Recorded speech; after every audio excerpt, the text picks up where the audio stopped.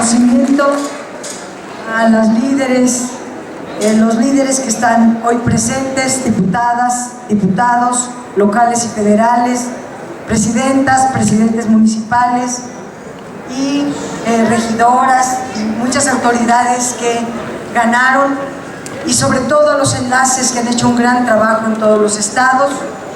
A todos ustedes, a todas ustedes, compañeras, compañeros. Estamos construyendo una nueva patria para poner fin al régimen oligárquico que normalizó la violencia, la corrupción y la desigualdad. En 2018, las urnas dieron su veredicto por una amplia mayoría.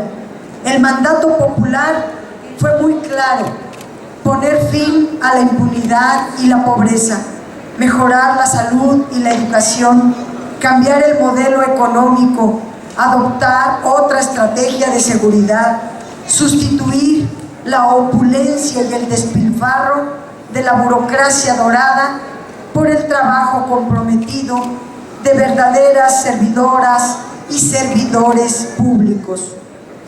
Tras la Guerra de Independencia, se produjo un proceso constituyente que tuvo como resultado nuestra primera Constitución, cuyo texto refleja el espíritu independentista, republicano y federal de la entonces incipiente nación mexicana. Posteriormente, en medio de la Guerra de Reforma, un hombre con altura de miras, el presidente Benito Juárez, forjó los principios de una república liberal.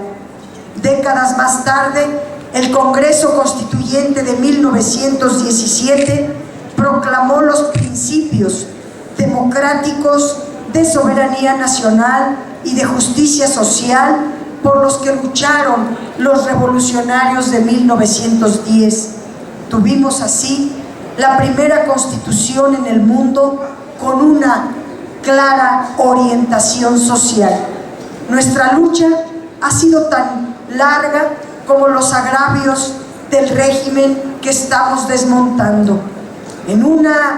Es una lucha que no ha terminado y que nos exige en esta nueva fase poner en juego toda nuestra imaginación, nuestra inteligencia, toda nuestra capacidad para consolidar el cambio y la nueva mayoría que se ha ido conformando en nuestro país.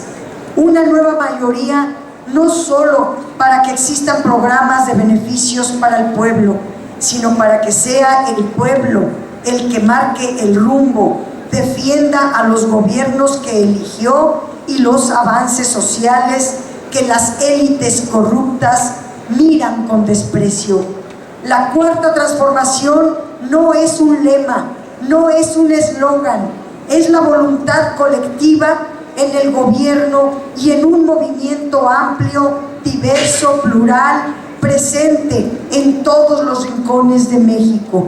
La Cuarta Transformación es la suma de voluntades, anhelos y esperanzas de millones de mexicanas y mexicanos que queremos un cambio radical en nuestro país.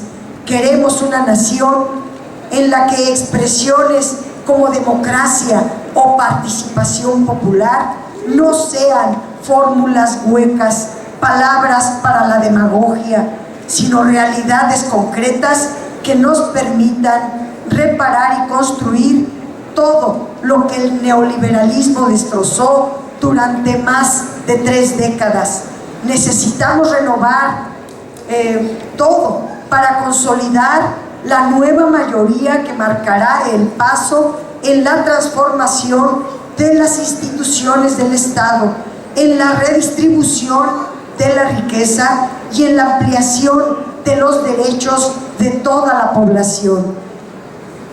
En el mundo de la posverdad y las noticias falsas, es preciso que redoblemos nuestros esfuerzos para comunicar los logros de la Cuarta Transformación, informar, dialogar, convencer, organizar, deben ser las divisas de esta revolución pacífica que aún con el enorme peso de una pandemia que ha enlutado a miles y afectado a todos, ha conseguido logros tan importantes como los que enlisto sin ser exhaustiva.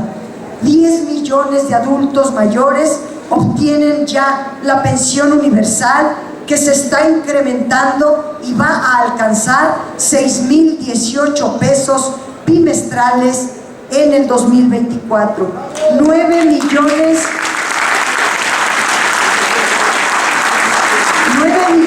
de niñas y niños con discapacidad reciben apoyos económicos bimestrales y pronto se incorporará a todos los discapacitados de todas las edades a este programa en los 15 estados que gobernará Morena y probablemente en todo el país si los gobernadores de oposición aceptan participar. 11 millones de jóvenes reciben una beca para estudiar, 1 millón de jóvenes aprendices reciben un salario para capacitarse, 3 millones de campesinos reciben recursos mensuales a cambio de sembrar y cultivar la tierra para elevar la producción de alimentos en nuestro país. Se entrega fertilizantes gratuitos, sobre todo en el estado de Guerrero, pero también en otras entidades. 200,000 pescadores reciben recursos mensuales para librar esta pandemia. 4 millones de personas recibieron créditos a la palabra. Todas estas acciones que mejoran la capacidad de consumo de las familias y elevan su calidad de vida han permitido a millones de mexicanos enfrentar en mejores condiciones los duros efectos de la pandemia. La cuarta transformación está demostrando también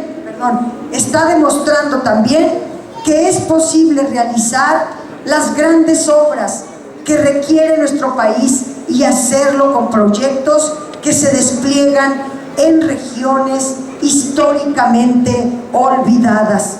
Tras una larga sequía en materia de inversión pública, avanzan los proyectos estratégicos en infraestructura para generar desarrollo, crear empleos y abrir oportunidades a la población más pobre. El programa de mejoramiento urbano ha cambiado el rostro de muchos lugares del país que ahora tienen habitaciones, servicios, escuelas, servicios de salud y otros derechos garantizados. Se está construyendo la refinería Dos Bocas al tiempo que se rehabilitan otras 6 refinerías, y en una jugada maestra se compró la refinería Deer Park de Texas, lo cual coloca a México en la autosuficiencia de gasolinas para dejar de importar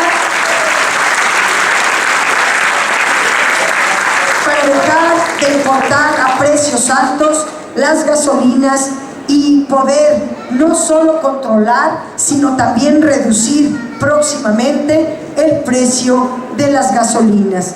Se avanza en la construcción del aeropuerto Felipe Ángeles, que es un símbolo de la eficiencia administrativa y capacidad de gobierno, pero sobre todo un ejemplo de la reducción de privilegios presupuestales a la oligarquía que inició con la cancelación del aeropuerto de Texcoco, la cancelación de contratos leoninos y la eliminación de lucro con los recursos del pueblo.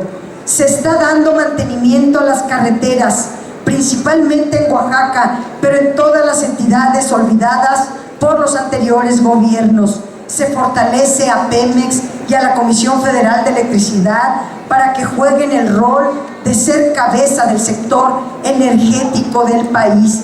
Se está haciendo el desarrollo del Istmo de Tehuantepec y del Tren Maya, que no solo generan empleos, sino que serán fuentes de riqueza nacional y grandes oportunidades de desarrollo para todos los pueblos de las entidades del sur-sureste. Se están haciendo las 100 universidades del bienestar, el internet para todos y el espacio cultural en Los Pinos. Se están terminando muchas presas y canales que estaban olvidados. El parque ecológico del lago de Texcoco. Se está haciendo un nuevo polo turístico cultural en San Juan de Ulúa. Se creó la Guardia Nacional con 100,000 elementos profesionalizados. Nada que ver con los 10,000 policías federales corrompidos que había. Se contrató a 45,000 especialistas de la salud y se están arreglando los casi 300 hospitales que dejaron abandonados los anteriores gobiernos. Se ganó la batalla a las farmacéuticas corruptas que tenían el monopolio del 85% del presupuesto destinado a la compra de medicamentos. Ya están llegando los millones de medicinas necesarias en el sistema de salud compradas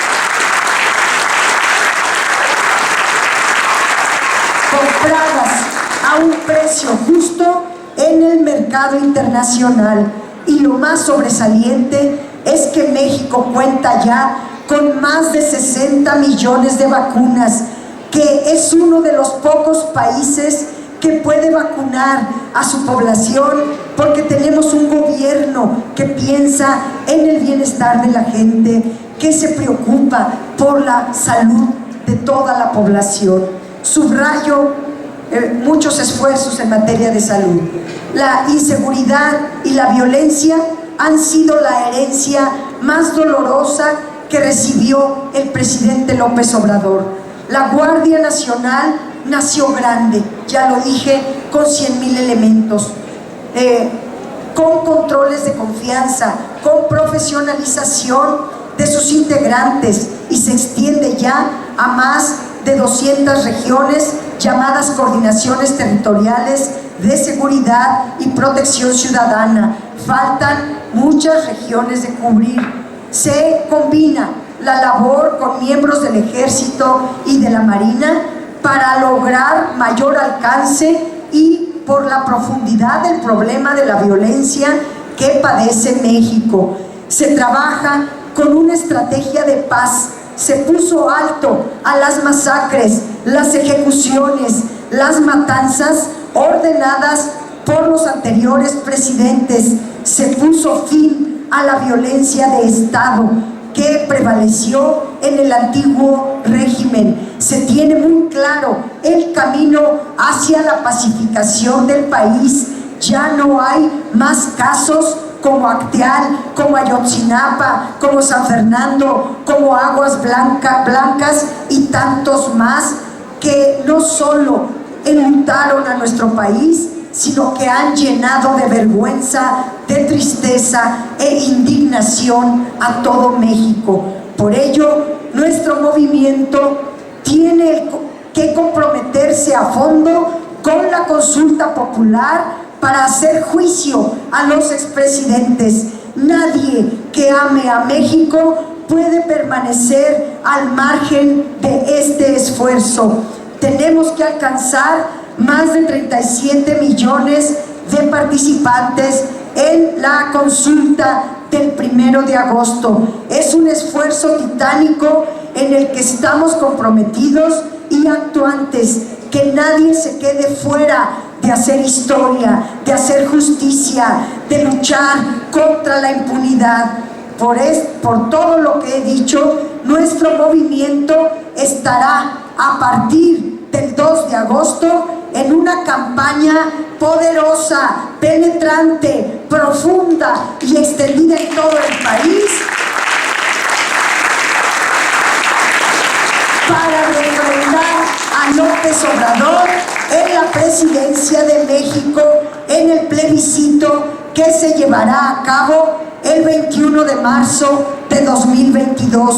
La oligarquía, sus partidos, sus poderes fácticos y los desleales no van a escatimar dinero, esfuerzos para desplegar mayor guerra sucia y notas falsas contra el presidente y nuestro proyecto de nación. Pero el poder del dinero y el odio no es mayor al anhelo de cambio, de justicia, de transformación que caracteriza al pueblo.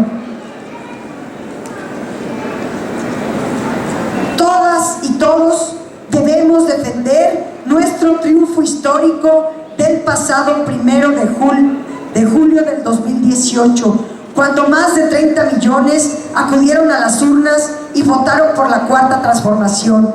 Este movimiento también debe caminar el largo trecho para lograr que las mujeres podamos tener una vida libre de violencia, un país donde se ejerce una nueva masculinidad igualitaria y apegada al cuarto constitucional.